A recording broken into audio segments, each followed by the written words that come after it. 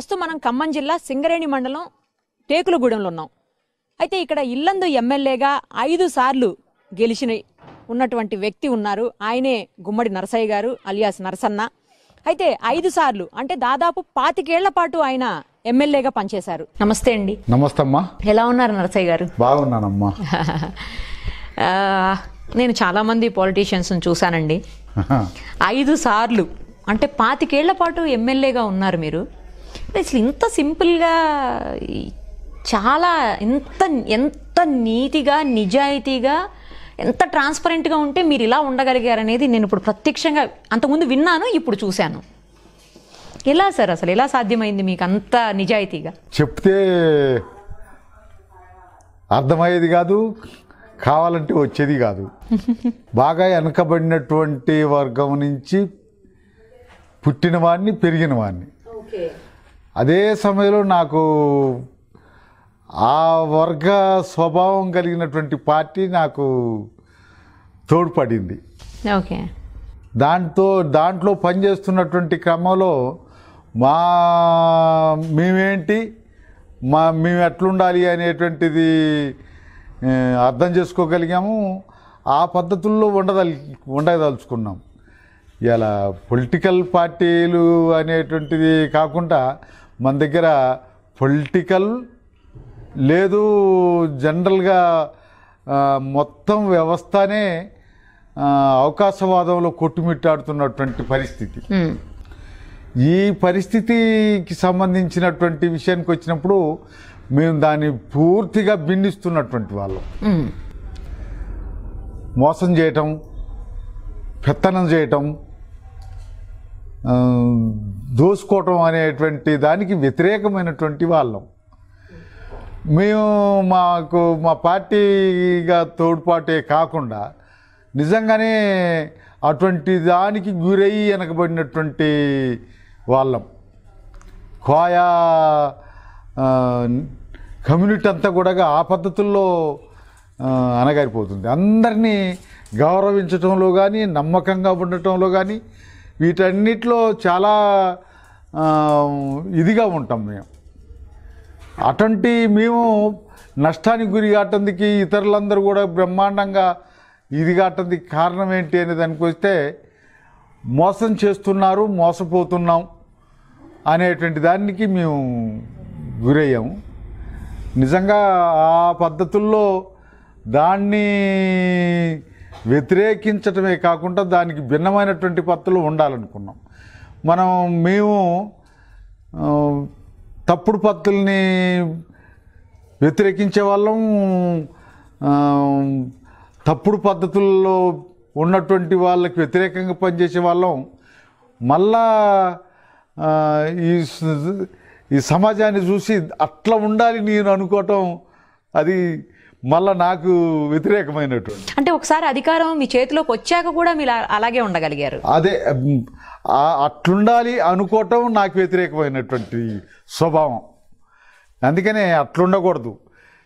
ఈ అధికారం ఎట్లొచ్చింది అనే దానికి వస్తే నేను చాలా క్లియర్గా అందరూ ఈ మన దేశానికి స్వతంత్రం వచ్చిందన్న దగ్గర నుండి మొదలుకొని నేను మా పార్టీ నాయకత్వంలోనే నేను చదువుకున్నది కూడా. ఆ వెలుగులో నేను చదివిన పుస్తకాలు, నేను చదివినటువంటి హిస్టరీ ఇవన్నీ కూడా నాకేం చెప్తున్నాయంటే పెత్తనము చెలాయించాలి, సంపాదన పెంచుకోవాలి. నాకు పెద్ద మనిషి చెప్పేవాడు, అరే అబ్బాయి ఇల్లు దీపం ఉన్నప్పుడే ఇల్లు చక్కబెట్టుకోవాలరా అనేవాడు.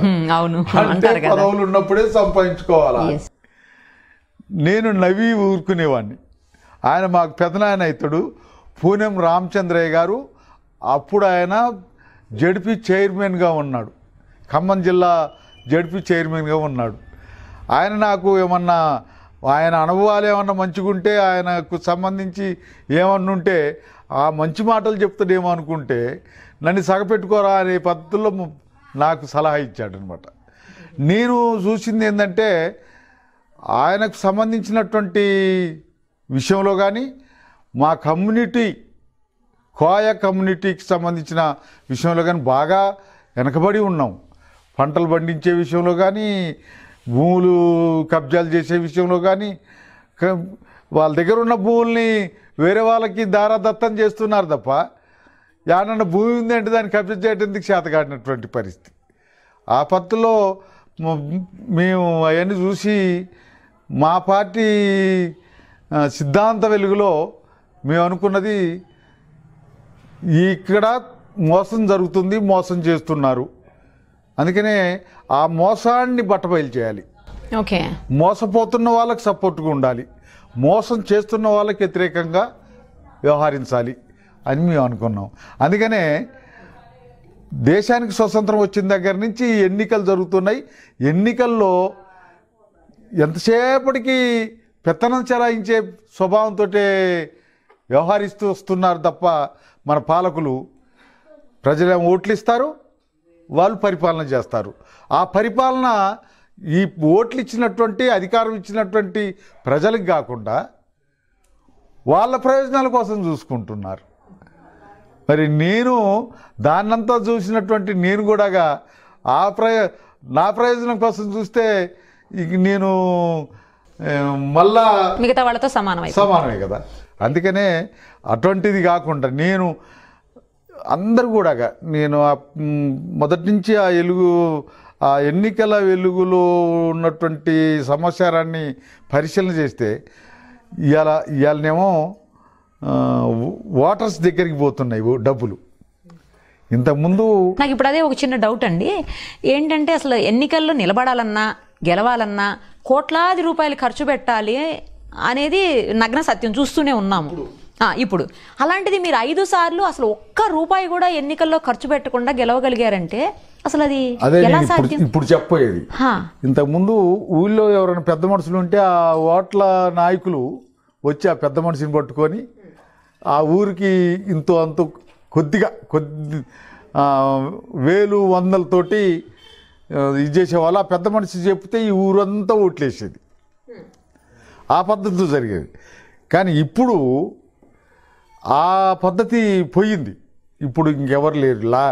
ఏమన్నా ఎన్నికల్లో పోటీ చేయాలంటే కోట్లుంటేనే, లక్షలు వేలు కాదు, కోట్లుంటేనే.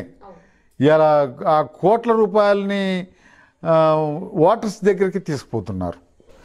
ఓటర్కి 500-1000 రూపాయలు ఒకసారి ఉన్నాయి. నిన్న ఓటుకి 5,000 నుంచి 10,000 ఉన్నాయి.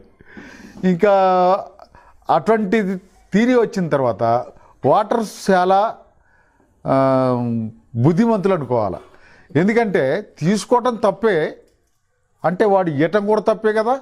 2 తప్పులే అయినా కానీ తీసుకున్నారు కాబట్టి ఇచ్చిన వాడికే ఓటేయాలనేటువంటిది నిజాయితీగా ఓటు వాళ్ళ హక్కుని వాళ్ళకున్నటువంటి దీన్ని భద్రంగా ఉపజొపుతున్నారన్నమాట. ఈ డబ్బులు తీసుకోకూడదు అనేది రావట్లేదు వీళ్ళకి, డబ్బులు ఇవ్వకూడదు అనేది వాళ్ళకి లేదు. అందుకనే మేము జనానికి తీసుకోకూడదు అనేటువంటి స్వభావం పెరగాలి, ఆ భావం రావాలి అని కోరుకుంటాను. అయితే ఇలా ధనం,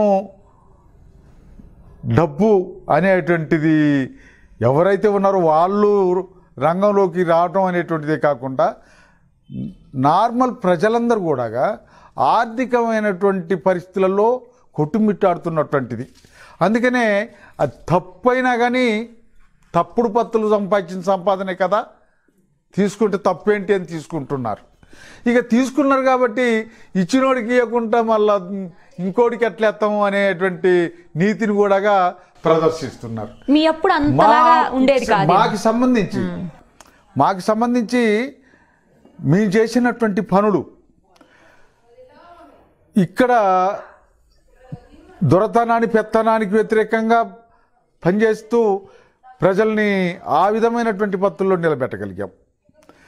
అదే సమయంలో ప్రజలు మనోళ్ళు అనేటువంటి పత్తులు మమ్మల్ని భావించారు, మా వాళ్ళు అనేటువంటి పత్తులు భావించారు. మేము ఇలా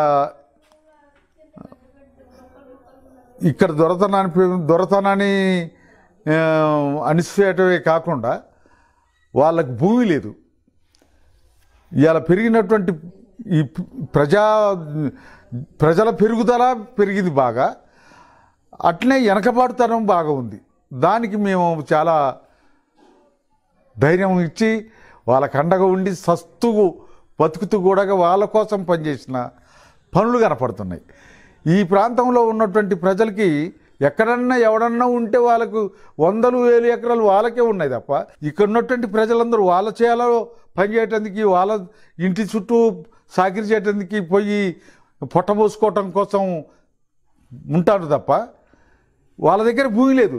కష్టపడే వాళ్ళు కష్టం చేసే శక్తి ఉన్నా, కష్టం చేసే స్వభావం ఉన్నా వాళ్ళ దగ్గర భూమి లేదు. పంట పండించే శక్తి ఉన్నా కానీ భూమి లేదు. దొర దగ్గర భూమి ఉంటుంది, దొర దగ్గర పోయి పని చేయాలి, దొర దగ్గర పోయి జీతం చేయాలి.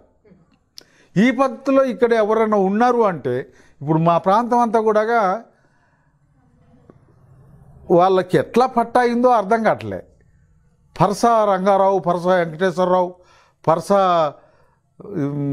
దుర్గప్రసాద్ అని కర్ణాలు వాళ్ళ పేరుతోటి ఇక్కడ 8,000-9,000 ఎకరాల భూమి పట్టా అయింది. ఇప్పుడు మేమంతా ఆ భూమిని చేసుకొని బతుకుతున్నాం. అది 2 ఎకరాలు, 3 ఎకరాలు, 5 ఎకరాలు అట్లా కాస్త వాళ్ళకే గవర్నమెంట్కి కట్టాల్సిన రకం వాళ్ళకి రకం కట్టి ఆ భూముల్ని అట్లా తగ్గించుకున్నాం. ఇప్పుడు మీ ఇంట్లో నుంచి ఎవరైనా మళ్ళీ రాజకీయ వారసత్వాన్ని తీసుకున్నారా అండి? మా ఇంట్లో ఇప్పుడు నేనే తప్ప, మా తాత రాజకీయాలు లేవు, మా నాన్న రాజకీయాలు లేవు. మేము పెరుగుతూ మాకు సిపిఐఎంఎల్ న్యూ డెమోక్రసీ పార్టీ దొక్కింది. ఆ పార్టీ ఆ పార్టీ పద్ధతులు నచ్చి వాళ్ళతో ప్రయాణం చేయడం జరిగింది. ఆ పద్ధతుల్లో మేము ఇప్పుడు రాజకీయాల్లోకి వచ్చాం. ఇప్పుడు మమ్మల్ని చూసి మా ఊరోళ్ళు, మా ప్రజలందరూ కూడా ఇవాళ కొద్దిగా గొప్ప ఆ అవగాహనతో పనిచేస్తున్నారు. ఓకే, మీది లవ్ మ్యారేజా అండి లేకపోతే పెద్దలు కుదిర్చిన వివాహమేనా? పెద్దలు కుదిర్చిన వివాహమే, పెద్దలు కుదిర్చినటువంటి వివాహం.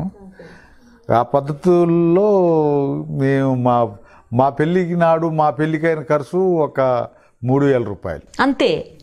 ఏ సంవత్సరంలో అండి? 73 అనుకుంటానండి. అవునా?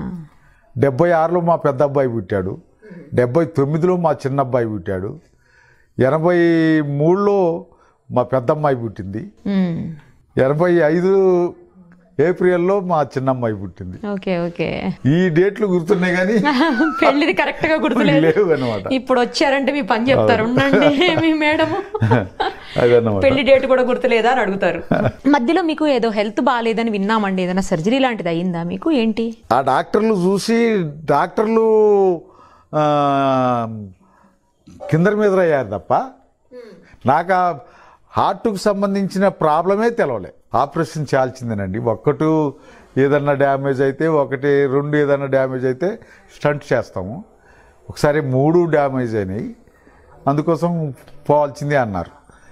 అందుకని మళ్ళీ ఆడి తీసిపోయినాక స్టార్ హాస్పిటల్లో వాళ్ళకు మళ్ళా 4 రోజులు అబ్జర్వేషన్లో పెట్టారు. ఆ 4 రోజుల తర్వాత ఆపరేషన్ చేశారు. ఇప్పుడు అంతా మామూలుగానే ఉందండి? అంత మామూలుగా ఉంది.